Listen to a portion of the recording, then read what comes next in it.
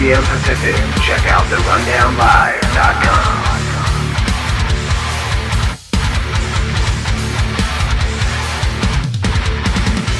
Mike P. Kriston H. The Rundown, Monday through Friday, 9 p.m. Eastern, 6 p.m. Pacific. Check out therundownlive.com.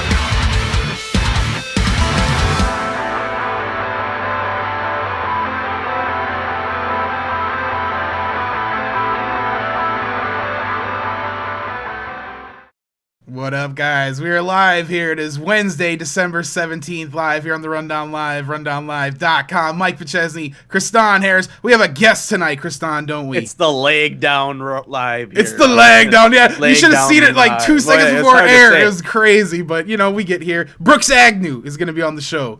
Yeah, it'll be interesting to talk to him. He's a really smart individual. He's a scientist, engineer, and has a doctor in physics, and he also is a 6-time Amazon best-selling author, so it'll be really interesting to talk to him. He's been on Jesse Ventura's Conspiracy Theory, and among other things. So, but before we get into that, guys, I think you guys should check out the rundownlive.com. We got a bunch of new stuff up there. I actually wrote an article. I did some digging today in some old newspapers and found a bunch of old newspaper articles on the current Illuminati, including meeting places and advertisements saying, hey, come out to the order of the month, the Illuminati, yay, good times, bring a beer. I don't know. No real beer is brought, I don't think. But anyways, check out the article, share it on your Facebook, share it on your Twitter, as well as invite your friends to tune in right now to the Rundown Live. The links are available on our Facebook, our Twitter, and just about every other social media network out there. If you're looking to support what Mike and I do here, one of the best ways to do so is to check out Private Internet Access. Private Internet Access is how Mike and I surf the internet anonymously. We can check our emails, download, conversate, do cool things like avoid Reddit bans and video game bans. It's $39.95, covers 5 computers, and part of that purchase supports what Mike and I do here at the Rundown Live. They take Bitcoin, or let's say you get a icky gift card that you don't like for Christmas, you can actually send that to them. They even take gift cards, and that supports what we do here at the Rundown Live. So do check them out. If you want to learn how to use it, just go into our search bar on the top right-hand corner and type in Private Internet Access. And Mike has a nifty little tutorial he made. I'll teach you guys how to use it and why you should use it. Also, if you'd like to listen to the Rundown Live on the go, there's no better way than to use the Rundown Live app. The app is free. It's available on the Google platform, the iTunes platform, Amazon.com platform, and the Windows platform. The app allows you to download past episodes and listen to them at your convenience. So if you want to listen to them on the way to work or the way home from work, you can do so. You can even send a show tip straight from the app if you record them on your phone or get an email that you'd like to share with us. You can also call the show from the app and access our Facebook and our website, guys. So download it. It's free. Put it on your friend's phone. It's a great tool. It's available. We are also available on Stitcher and 24/7 on TuneIn Radio. We have a station that runs all day long, including Mike and I and multiple other activists. So do follow us on TuneIn Radio as well. I want to thank our syndication, Liberty Movement Radio, Liberty Talk Radio, FPRN Radio, Daily Paul Radio, Conspiracy Wire, and WideAwakeAmerica.com. So that was a lot to say there, Mike. Yeah, I'm surprised, like Bill said in the chat, that they wouldn't bring a baby instead of a beer, Kriston. Well, yeah, right? Well, it depends on where they're going. Wrapped in gold tinfoil. Well, they're heading to Bohemian Grove, Mike. They need to save it for the barbecue. They're going to have a baby barbecue. They're That's barbecuing right. babies. I guess so. That's a joke.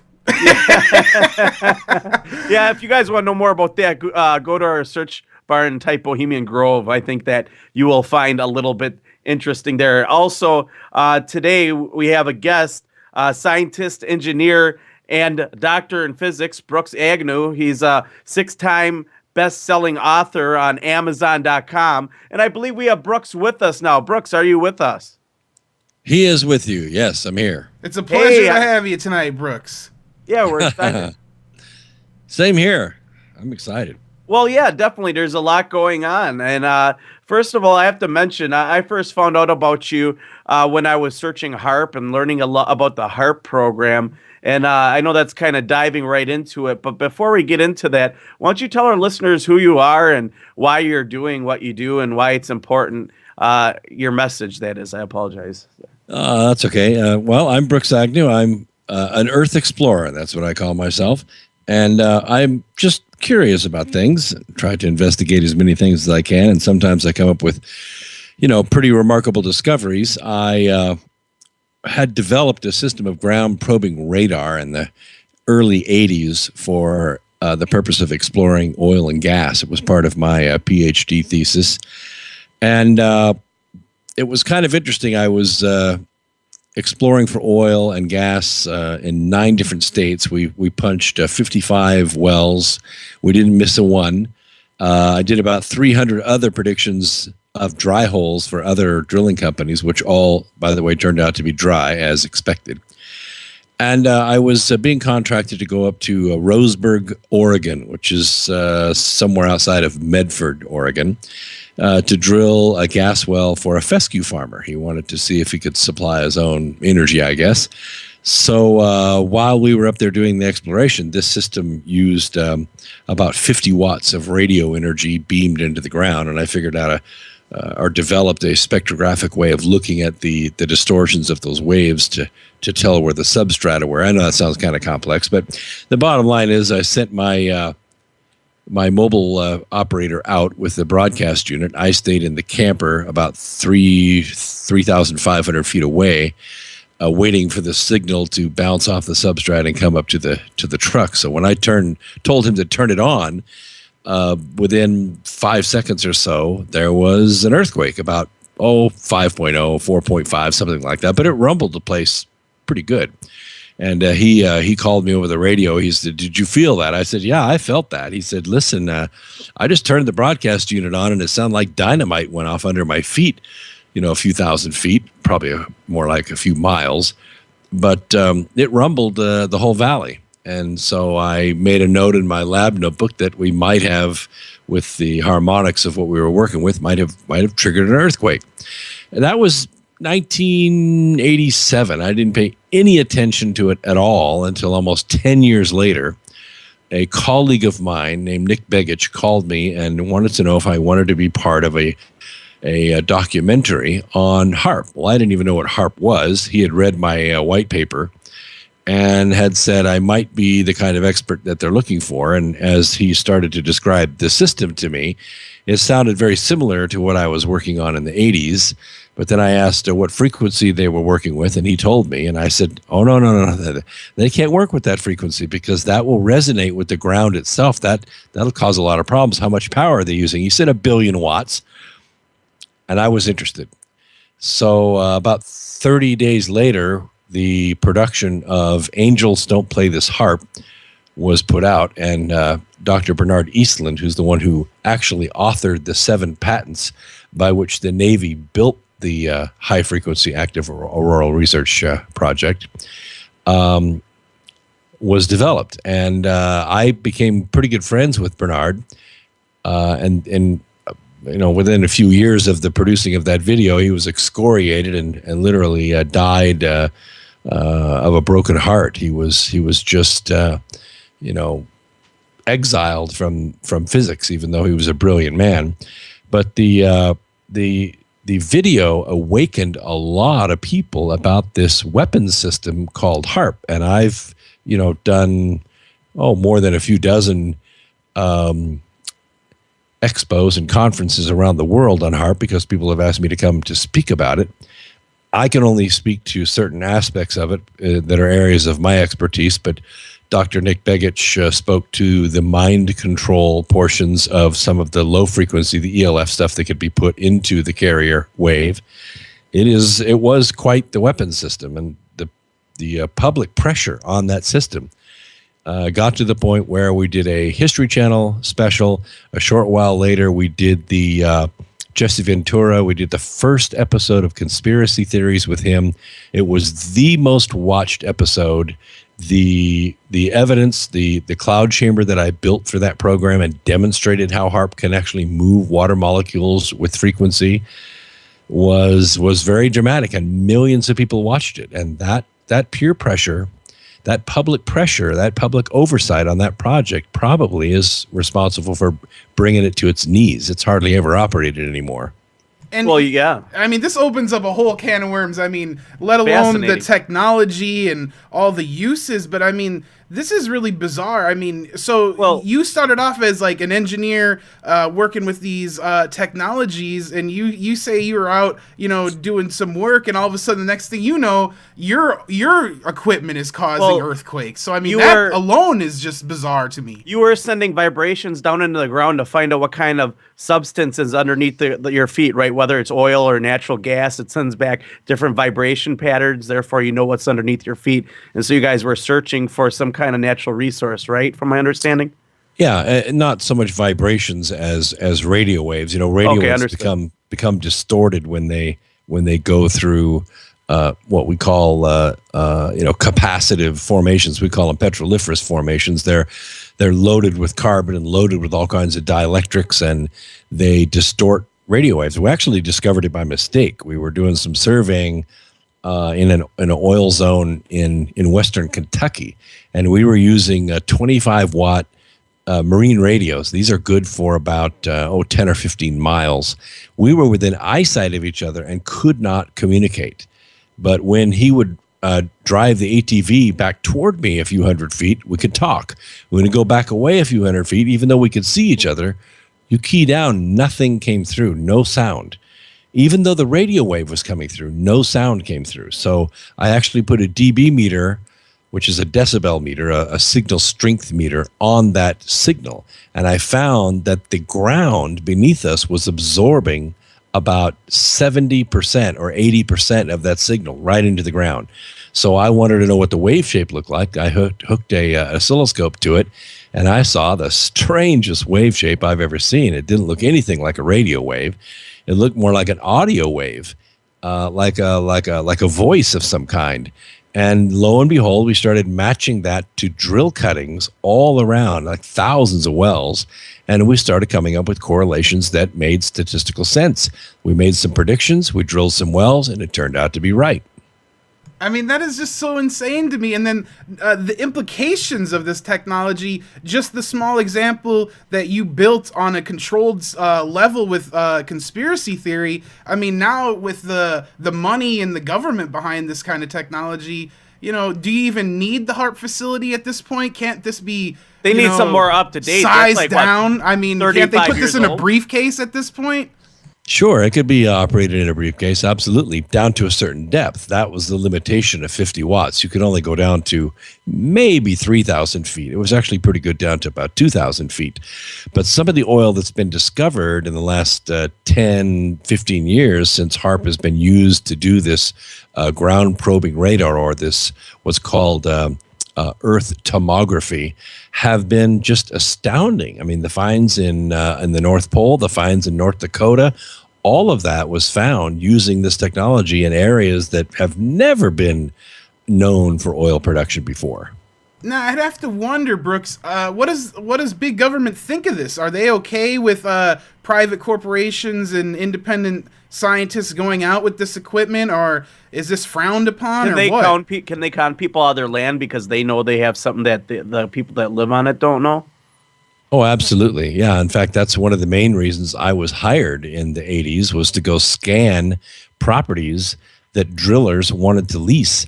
But they didn't want to lease it and then, pay $5,000 to $10,000 a day for a seismographic crew to come out, set off charges, and collect actual sonic information from the ground.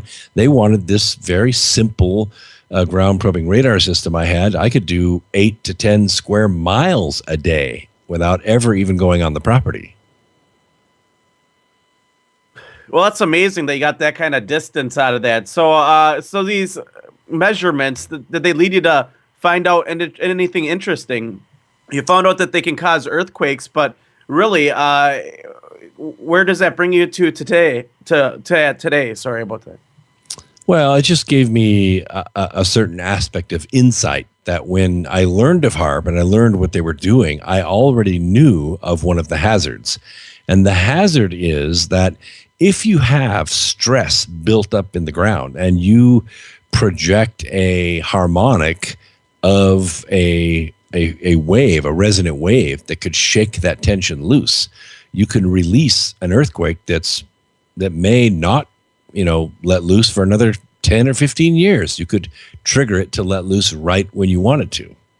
And isn't there like a sense that earthquakes are on the rise lately? I mean, a lot of people are blaming fracking, but what about this technology that seems to be available? What about in Japan? Couldn't it have been used as a weapon against another nation? Maybe threaten them to say, if you don't, give us money or bow to our will, we're going to send earthquakes. If you're on a fault line like in Japan, that could be a repercussion of them doing something politically involved that was frowned upon via UN or U.S. government. Who knows?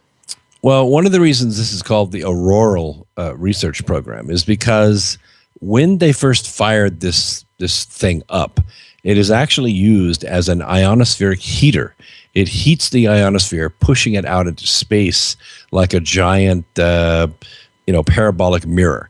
Well, when it pushes the ionosphere out, the stratosphere has to move in to fill the space, and that's how they kind of steer weather around. But in heating up the ionosphere, the only way that it has to release that energy is by giving off light. And that's why they call it the auroral program, because it actually causes an aurora borealis. Now, the interesting thing is that it's a peculiar wavelength. It's not like the reds and greens and stuff that you normally see. It's a telltale lavender hue. Now, you can only see it, if the weather conditions are just right, clear skies, a little bit of moisture, those kinds of things.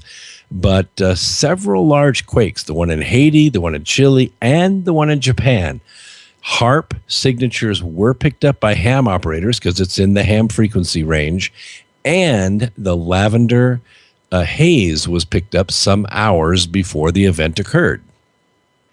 That's just crazy because, we've seen these aurora borealis, we've seen the northern lights, we've, heard about this stuff, but, to see that these machines just can affect this stuff, that's very interesting. Well, not only that, you've seen the YouTube videos, whether or not those are authentic.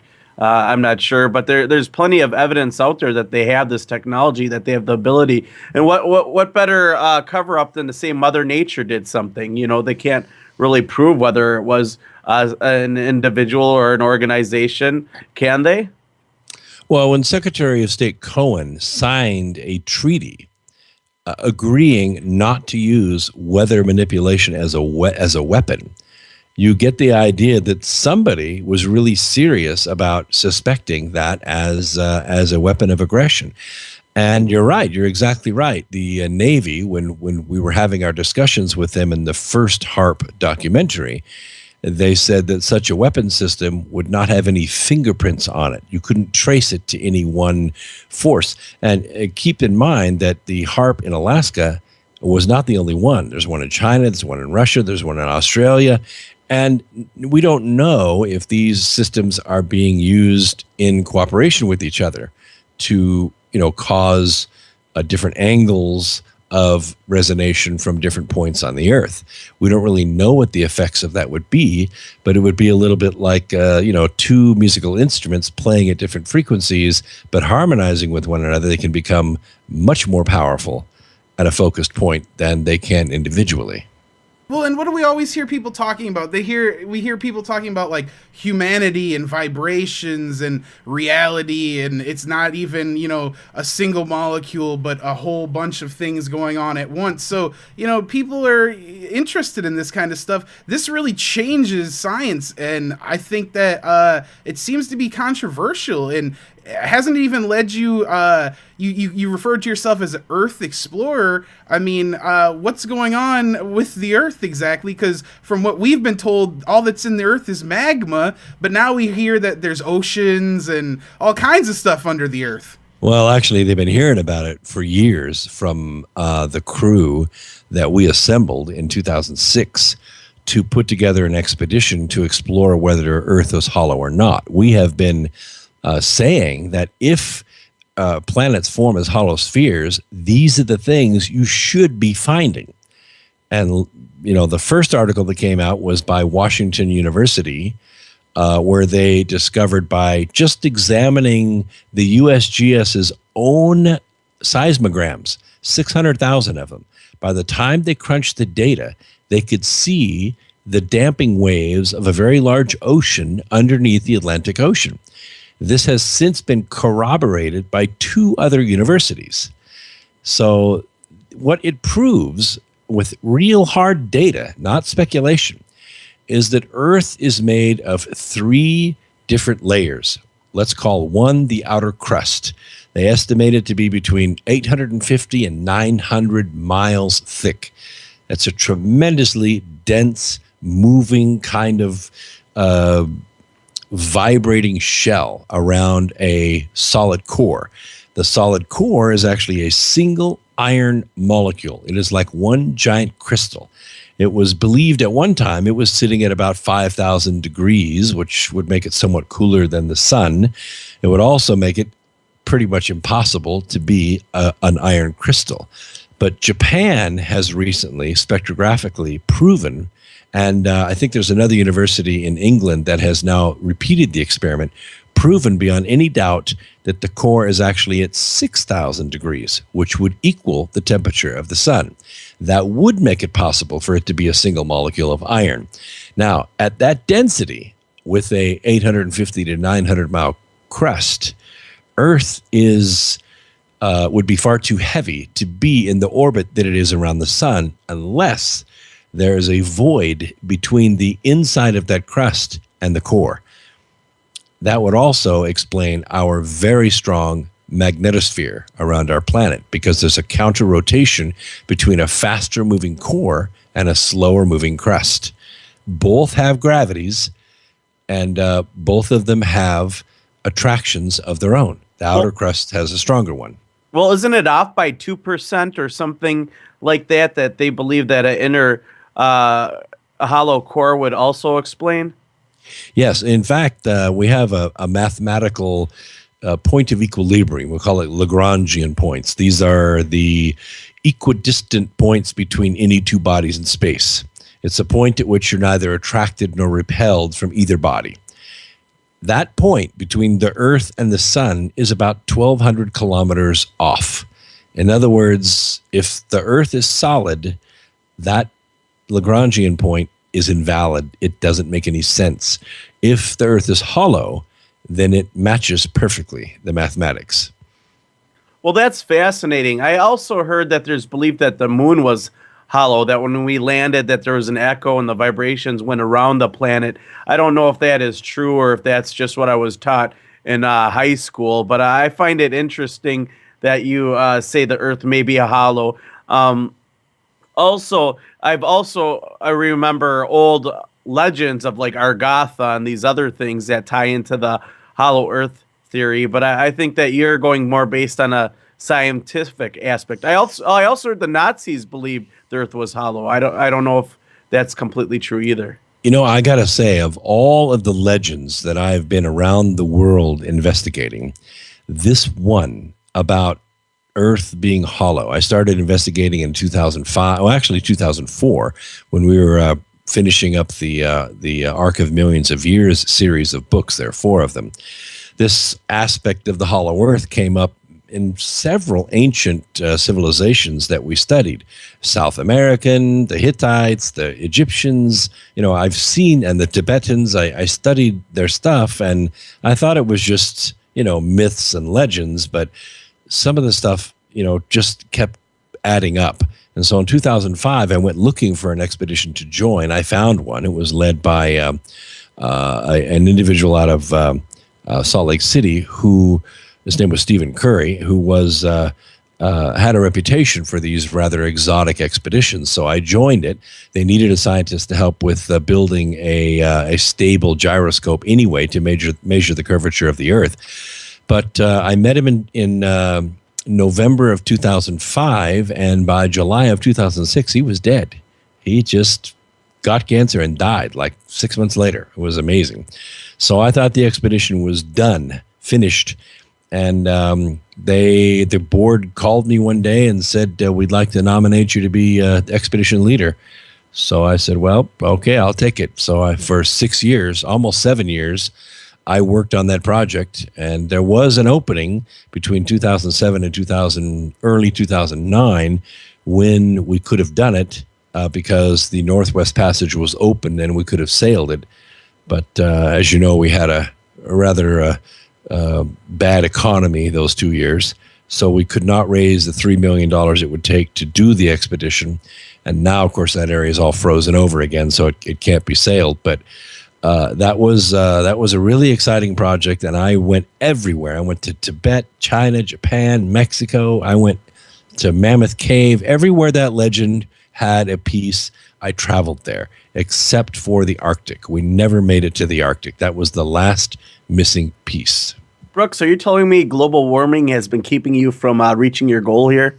Well, as I said, I'm a scientist, not much of a believer in any of this stuff, but I don't see any evidence of global warming. What I do see, though, definitely, absolutely, irrefutably, is climate change. The winters are colder, the summers are warmer.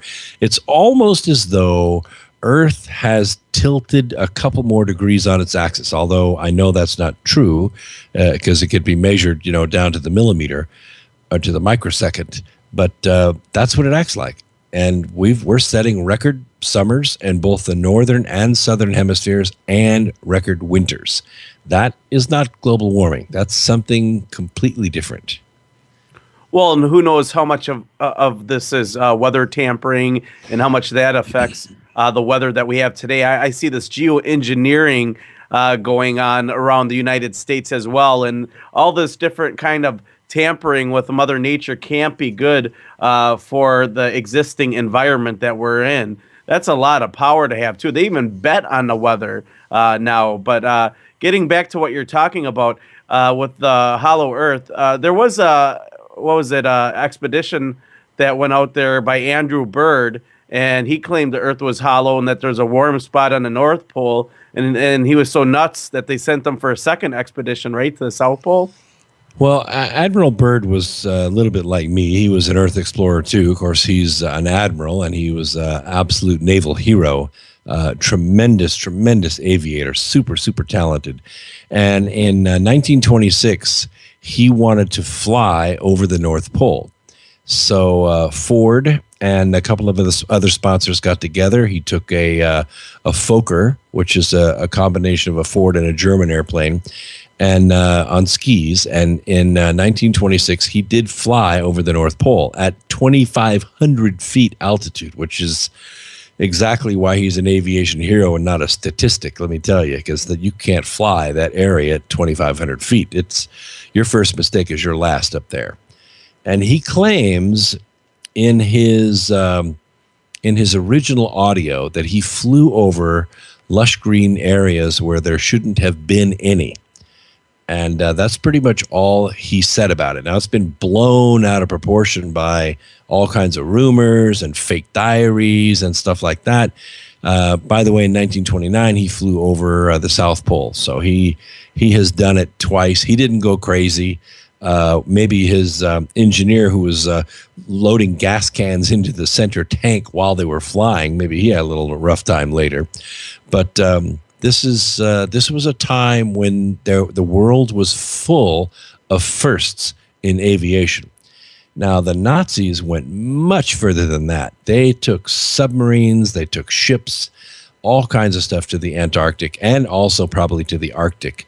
They were probably the first nation to sail under the polar caps. Through Schwabenland, right?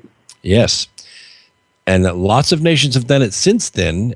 We've certainly stayed months under the polar caps up there, but submarines don't have windows, and we're talking an ocean that's 4,400 meters deep. That's deeper than any submarine can go, unless you're a bathyscaphe or something, but submarines only go at the most about 600 feet deep. That's it.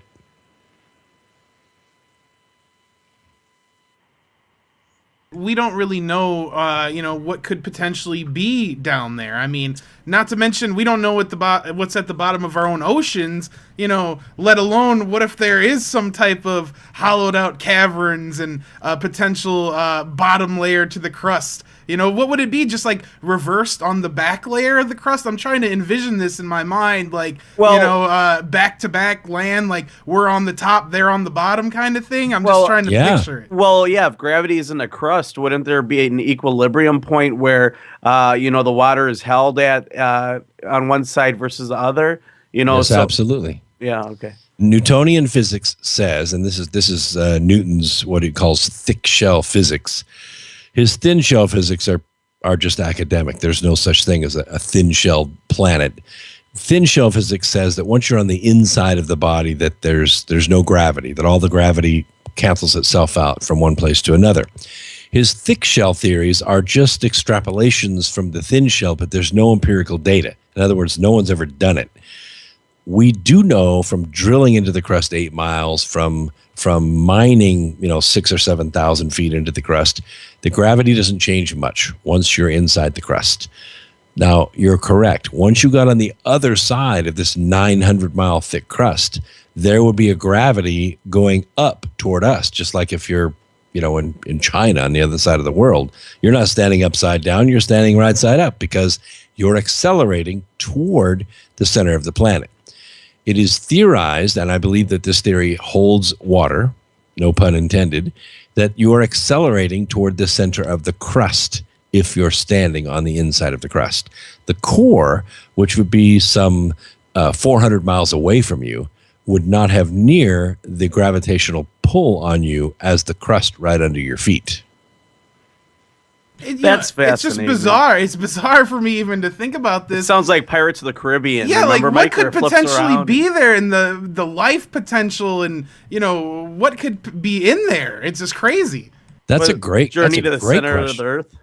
That's a great question. I mean, in 2007, when the Northwest Passage broke open that summer, it was the first time that ocean had actually been navigable, sailable, in who knows when, maybe 100,000 years.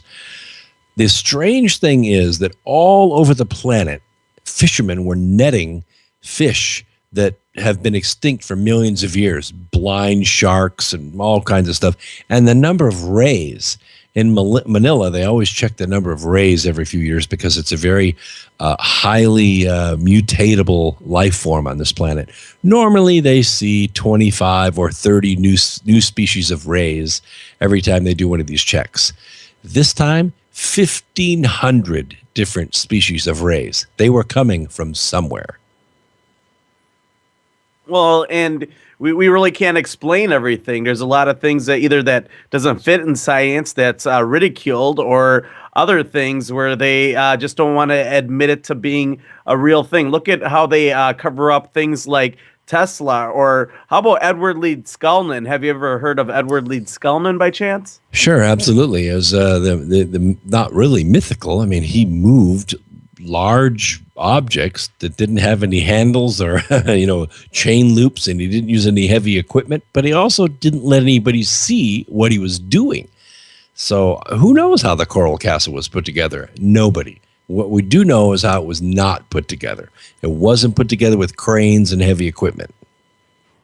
Hasn't there been a few experiments recreated where they moved similar large blocks, and it was like one man? I think I saw a video where he did something similar by himself. Well, isn't that the code, the 71296105-195 or whatever he was supposed to? I don't know that.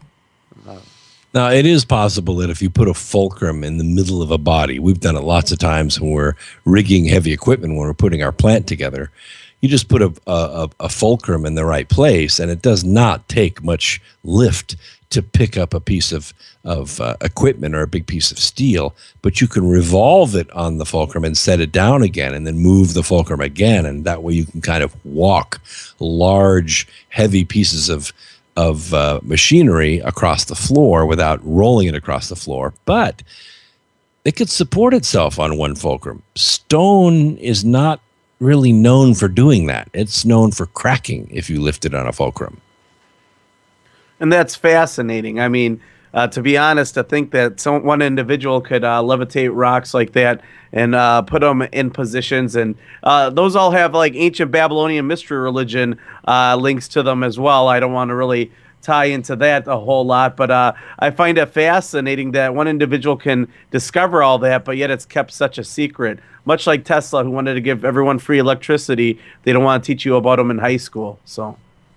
Yeah, that's pretty fascinating. I think I remember the movie The Prestige, and there was a likeness of Tesla in the movie.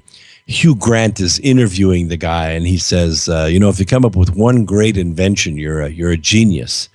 Two great inventions, you're a crackpot. Geez, yeah, or a salesman, I guess, right?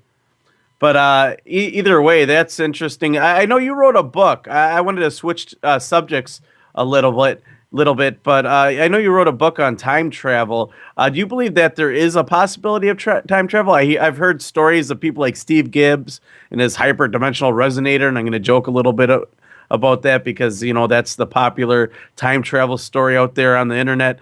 But what's your opinion on it? Well, I approach it from the standpoint of a theoretical physicist, and that is that time is just distance in space. And at the speed of light, distance collapses for the traveler. So it actually is the observation of the human that makes the universe exist the way that it does. At the speed of light, or at the speed of a photon, the Big Bang never happened. So it's all still the same singularity it was before the Big Bang. So time is just a matter of observation. And I will say that if there is a now, you couldn't tell how fast it travels or what the location of it is. So I think it's indefinable what time is. It's relative to the observer. So what I teach in the book is a way to put your observation, put your manifestation, your vision out in the future. And when you do that, you create a resonation. Everything that resonates with your idea will begin vibrating in the past and the future. Fortunately, you're already in the past, which we call the present. So all you really have to do is look for the things that are vibrating with your idea that you put out in the future. You pour energy into those things, and it will manifest your dream in the future. It will become real. Well, we see that with Star Trek and all this new technology that comes out. It seems so complex, Funny. but yet, I feel like this connection to what you're saying, Brooks, that, it really is that way. And, everything we're talking about, it seems so superficial because at the end of the day, we don't even know about our own world. We don't even know about our own reality. And a guy like you who's like dedicating your life to the science of all of this, even you are fascinated, it seems like, by these unanswered questions even you come up with every day. I am fascinated. And I'm also frustrated because I look around the world and I see leaders of worlds or leaders of countries and followers of countries just being stupid. They don't understand existence at all.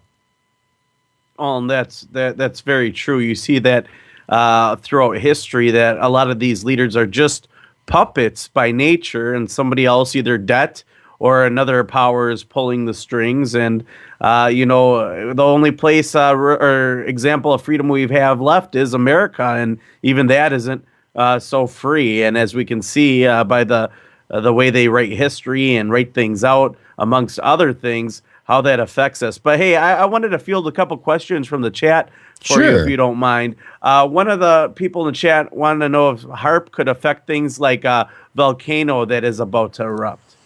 I would think so. Any kind of tension that's built up in the planet that's being held back like a giant rubber band. Anything that can make that resonate. Like one of the things Tesla was really good at was applying resonance to shake bridges and buildings. And these were not big forces. They were little bitty forces, like 20 pounds, up and down, up and down, up and down. But if you just, let's say, have the faith of a mustard seed, you use that power at exactly the right moment over and over and over again, you can create a resonance that's immensely powerful. So yes, HAARP could if applied over a period of time, say 8 to 10 hours, cause that particular focused area to begin vibrating in such a way to release the energy of that volcano or an earthquake. Well, or how would that affect a storm or weather, for that matter? I mean, it could probably affect just about anything. Well, in the chamber, I think you saw in the weather warfare episode that we did with Jesse Ventura, we created a cold micro droplet cloud inside of a chamber. We stabilized it where it wasn't moving. Nothing was moving inside the chamber. The only thing we did is turn on the HAARP frequency through a miniature antenna inside that cloud chamber, and within 10 seconds, all that vapor was gone. It just drove the vapor into a gaseous state. Awesome. I have another question from the chat, and they want to know if random methane emissions from the soil or about random methane emissions from the soil on Mars, and see what you heard and what you believe happened to Mike Rivero. Well, I don't know who Mike is, but I have heard about the random methane emissions on Mars. Methane, which is a single carbon molecule or compound, it comes from two sources. It either comes from the breakdown of a petroleum, or it comes from biology. It comes from respiration. Bacteria make methane. But if it's a regular sort of, let's call it indigestion of Mars, these spike and then go away, spike and then go away. It seems to me that there would be some interior planet functions that are venting, sort of like Old Faithful, and then the sensors are picking up wafts of that methane. That's what I think it is. But the methane definitely comes from either a molecular process, a chemical process, or a biological process. All right. Here's another question from the chat.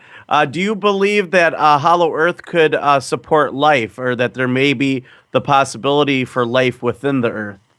Well, I have degrees in nuclear chemistry, and had taken so many classes in it. I said, what the heck, I'll just finish that up too, and I got a degree in biology. Now, my brother was big into biology. I tried to follow in his footsteps, but to me it was just boring. I didn't want to test pond water, and he went on to be very famous in molecular biology. He was dean of physiology at Yale for 10 years. He was chairman of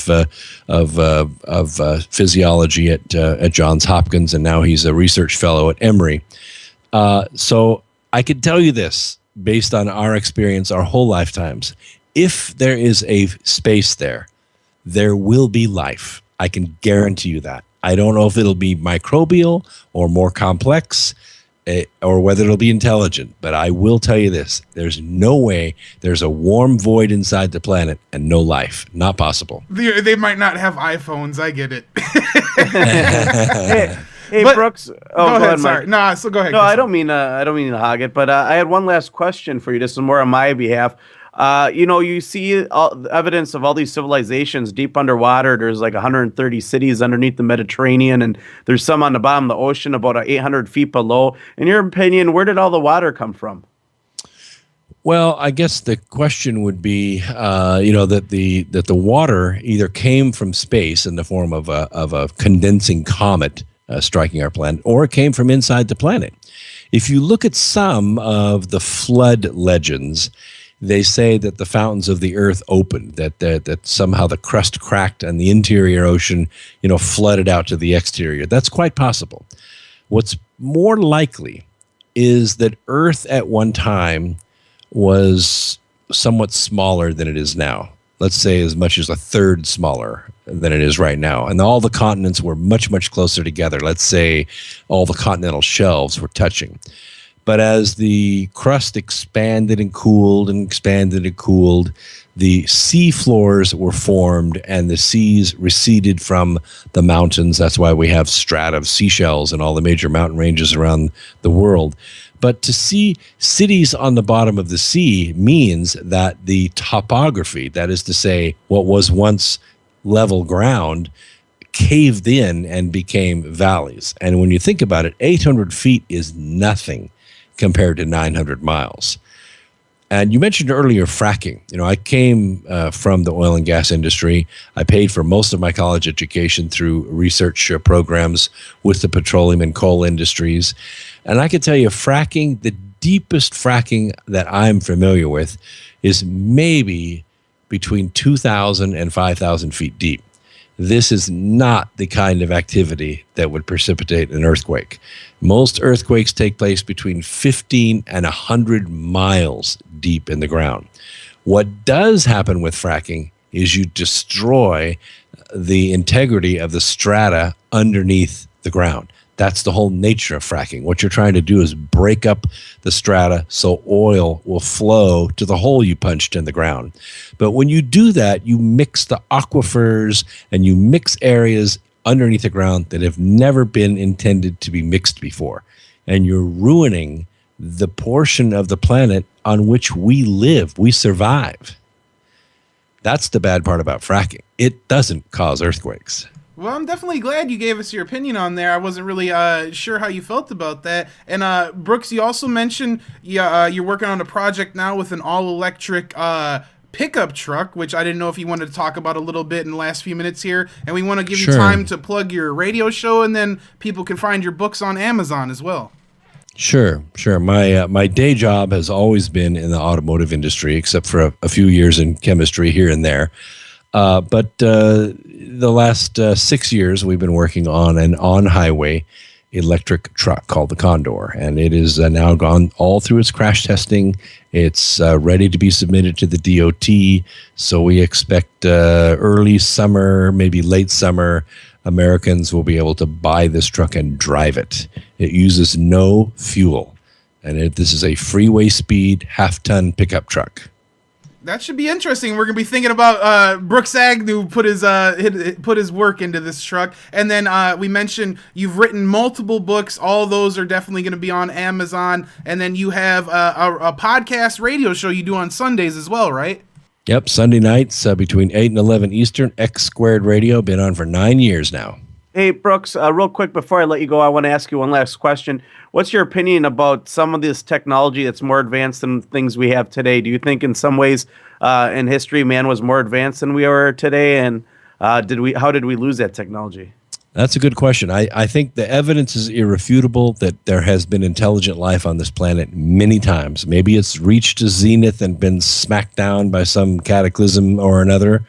But there have been civilizations on this planet that would make all the thinkings and doings of modern man insignificant. I believe it. Well said, Brooks Agnew. We're going to have you come back some other time, and maybe we'll get in some more deeper conversation, talk about the pyramids and stuff, because that's a whole separate issue we need to talk about. Oh, yeah. Been in those many times. I would love to talk about that. Well, I've had a blast. You guys are great. Aren't those initiation locations not so much tombs, but places of initiation? We need a whole episode for that, Kriston. Yeah. Stay tuned for more from the depths of the pyramids. Thanks a lot, Brooks Agnew, for coming on with us tonight. Much appreciated. You have a good one. My pleasure, Mike. We'll talk to you later. All right, you guys have a good one. Bye-bye. Definitely a fun talk there with Brooks Agnew. You know, he's obviously a really smart guy, and I definitely need to pick his brain a little bit more, Kriston. Yeah, it was a fantastic conversation. I knew it'd be a good one. I watched videos. I had a rough start here. My computer was freezing, and I felt like you for a second. I was trying to juggle and talk at the same time and prevent my computer from freezing here. So, but yeah, great conversation. I knew it'd end out good.